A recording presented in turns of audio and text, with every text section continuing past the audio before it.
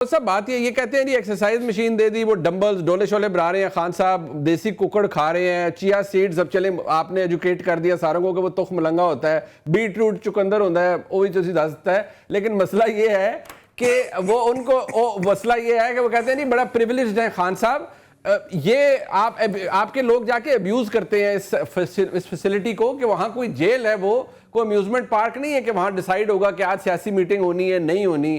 جبکہ میں نے تو پوائنٹ ریز کیا کہ وہ کہتے ہیں نہیں حلف نامہ لکھ کے دیں کہ سیاسی گفتگو نہیں کریں گے اندر جا کے.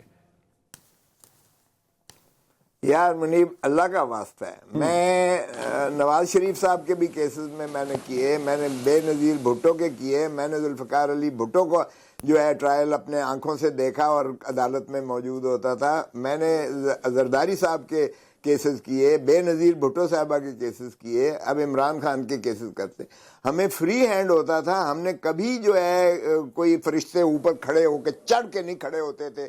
وکیل کے اور سائل کے درمیان جو بھی بات ہونی ہے اس میں پریویلیجڈ ہوتی ہے ہمیشہ ہماری کنورسیشن اور کمیونیکیشن, وہ چاہے قیدی جو جس طرح کا بھی ہو, سزا یافتہ ہو ان کے بھی ہم نے بھگتے ہیں اور انڈر ٹرائل ہو ان کے بھی ہم نے بھگتے ہیں. لیکن یہ کبھی نہیں ہوا کہ وکیل کے درمیان اور سائل کے درمیان, زرداری صاحب کے اور میرے درمیان, یا بے نظیر یا محترم نواز شریف یا ان کا صدر تھا مسلم لیگ کا جو جاوید ہاشمی تھا, ان کو بھی اندر رکھا گیا.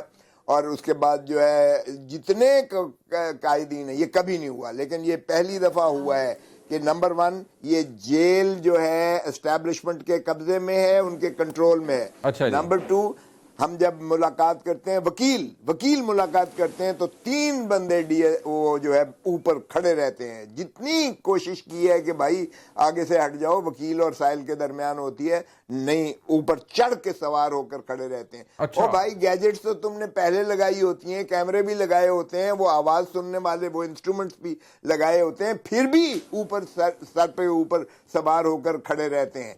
تو یہ جب ان کے فیملی ملتی ہے تب بھی اسی طرح کرتے ہیں. یہ میں نے آج تک معاف کیجئے نہیں دیکھا. اور پھر میں نے لکھ کے دیا عدالت کو, لکھ کے دیا عمران خان کی طرف سے کہ جناب یہ جو ہے اسٹیبلشمنٹ کے کنٹرول میں جیل بھی ہے, آپ کی عدالت بھی یہ جو ہے مانیٹر اسٹیبلشمنٹ کر رہی ہے. ساتھ والے کمرے میں ایک کرنل بیٹھا ہوا ہے ISI کا. For God sake about this, اور اس کو جو ہے سویلین اور کانسٹیٹیوشن اور رول آف لا میں کے ذائچے میں لے کے, مطلب آپ کے نزدیک this has never happened before, this is unprecedented for you sir, کہ یہ پہلے کبھی نہیں ہوا. This has never happened before. یہ آئینی مارشل لا ہے اس ملک پر.